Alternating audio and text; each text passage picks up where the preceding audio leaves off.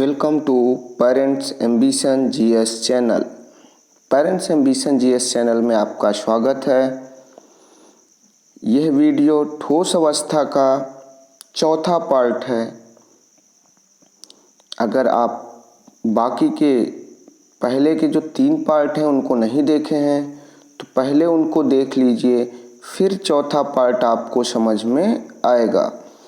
तो हम शुरू करते हैं। मात्रक कोष्ठिका, एकक कोष्ठिका या इकाई सेल, यह क्या होती है? संपूर्ण क्रिस्टल संरचना की वह छोटी सी छोटी इकाई जो विभिन्न दशाओं में और विभिन्न दिशाओं में समान रूप से पुनरावृत्त होती है, उसी को हम क्या कहते हैं? मात्रक कोष्ठिका या एकक कोष्ठिका या इकाई सेल। तीनों ही नाम एक हैं। इंग्लिश में इसको यूनिट सेल कहते हैं। इसका उदाहरण ऐसे समझते हैं कि अगर हम ये मान लें कि पूरी यूनिट सेल की अगर हम बात करें, पूरा संपूर्ण क्रिस्टल मान लें हम अपने एक मकान को, संपूर्ण क्रिस्टल हम मान लें अपने मकान को, तो उसकी सभी ईंटें जिस ईंटों से मिलकर के वो बनी हैं, उसकी ईंटें क्या कहलाएंगी? मात्रक कोष्ठिका। यानी घर जो होगा वो एक संपूर्ण क्रिस्टल होगा, मकान जो होगा वो एक संपूर्ण क्रिस्टल होगा। उसकी एक ईंट जो होगी वो क्या कहलाएगी? यानी प्रत्येक ईंट उसके लिए क्या कहलाएंगी? मात्रक कोष्ठिका या एकक कोष्ठिका या इकाई सेल। इसी को अंग्रेजी में यूनिट सेल कहते हैं। ठीक है। अगर नहीं समझ में आया तो हम अगली स्लाइड में और समझाने की कोशिश करते हैं। देखिए, अगर हम एक कोई भी घनी आकृति बनाते हैं,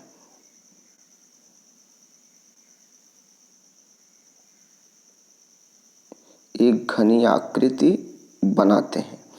अब यहाँ पे ये देखें, ये जिससे बनी है, मान लीजिए ये हमारा पूरा एक क्या है? कमरा है।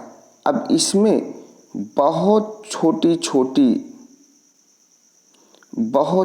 छोटी ईंटें लगी होंगी, बहुत छोटी छोटी ईंटों से मिलकर के ये बना होगा।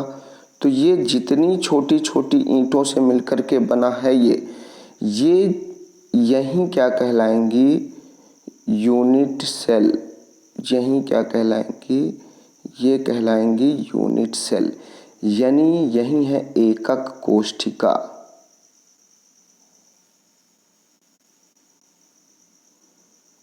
इसी चीज को कहते हैं एकक कोष्ठिका। तो अब आप समझ गए होंगे कि अगर पूरा मकान ये है, मकान हमारा क्या कहलाता है? संपूर्ण क्रिस्टल कहलाता है, और उसकी एक ईंट जो होती है वही यूनिट सेल है। तो इस प्रकार से समझेंगे तो आसानी से आप समझ सकते हैं। बढ़ते हैं आगे। तो त्रिविम जालक में अवयवी कणों और जालक बिंदुओं को रेखाओं द्वारा जोड़ने पर संपूर्ण संरचना छोटी छोटी त्रिविम इकाइयों में विभाजित हो जाती है। वो क्या है? किस प्रकार विभाजित होती है? मात्रक कोष्ठिका की विशेषताएं निम्नवत हैं। क्या है कि नंबर 1 है, अक्षों को 3 किनारों पर, अक्षों को 3 किनारों A, B और C में से प्रदर्शित करते हैं। एक चीज़, इनको अभी हम एक डायग्राम अगले स्लाइड में बनाएंगे तो आपको दिखाएंगे कि इनको हम 3 किनारों से यानी A और B, C से प्रदर्शित करते हैं।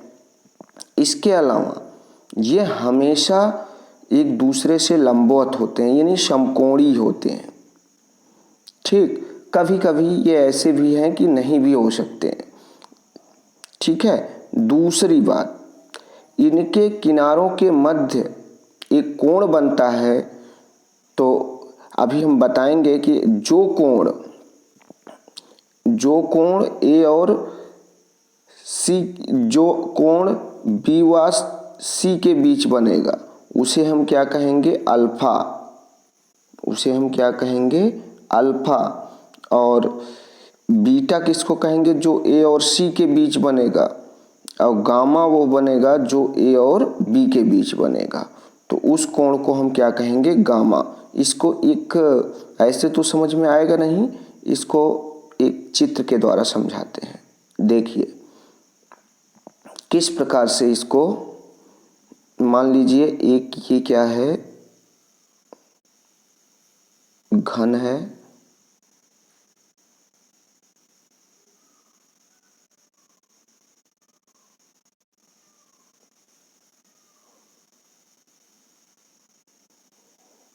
एक ये घन हो गया। अब इसकी एक्सिस के बारे में अगर हम देखें, इसकी एक्सिस, तो ये हमारी क्या हो गई? एक एक्सिस, जिसको हम क्या कह सकते हैं? मान लीजिए ये क्या है? Y axis. ये क्या है? Z axis. और ये क्या है? X axis.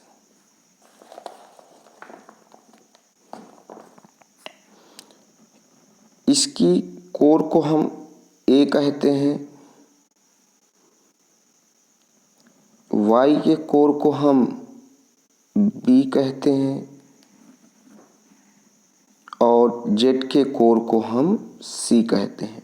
जो हमने इसके पहले बताया था कि 3 किनारे होते हैं, तो पहला किनारा ए, दूसरा किनारा बी, तीसरा किनारा सी। ये 3 हो गए किनारे ए बी सी।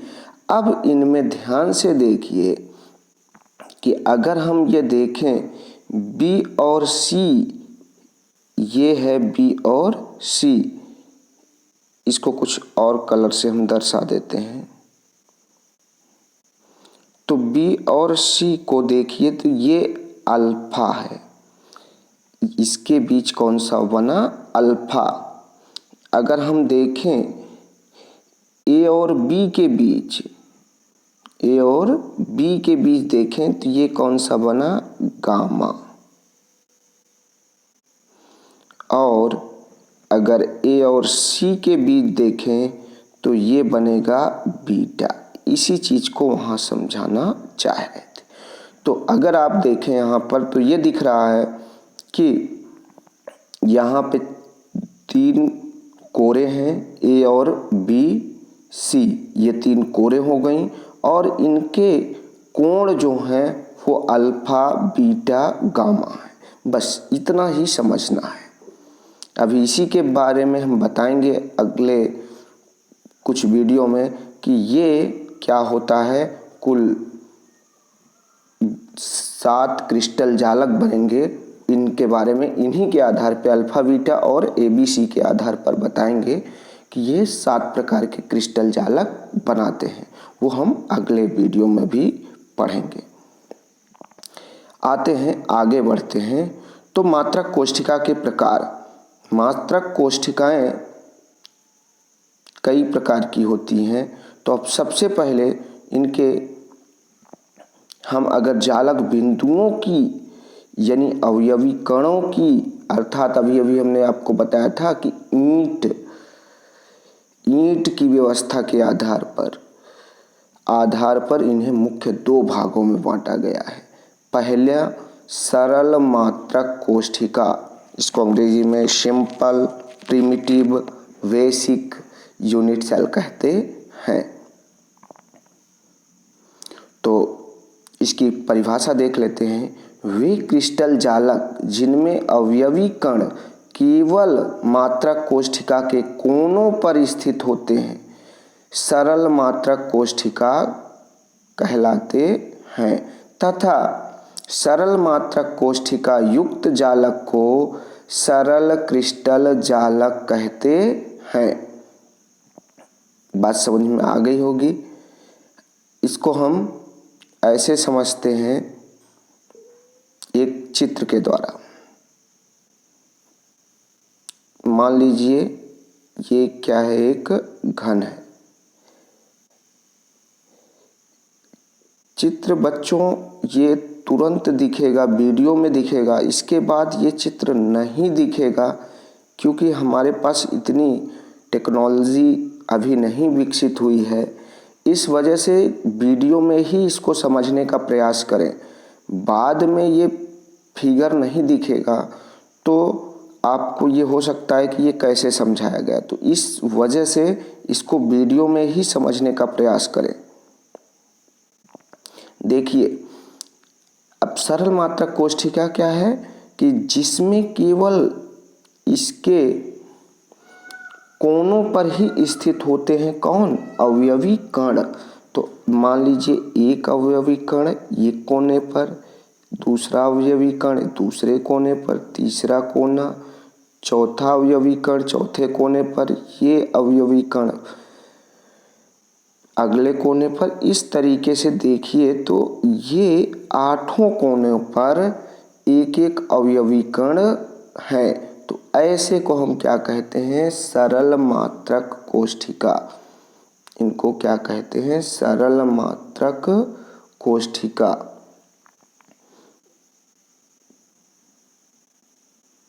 तो यहाँ तक बात समझ में आ गई होगी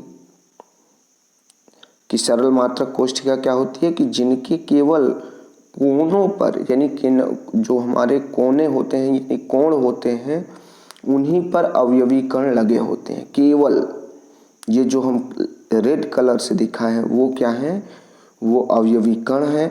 और ये पूरा क्रिस्टल है जो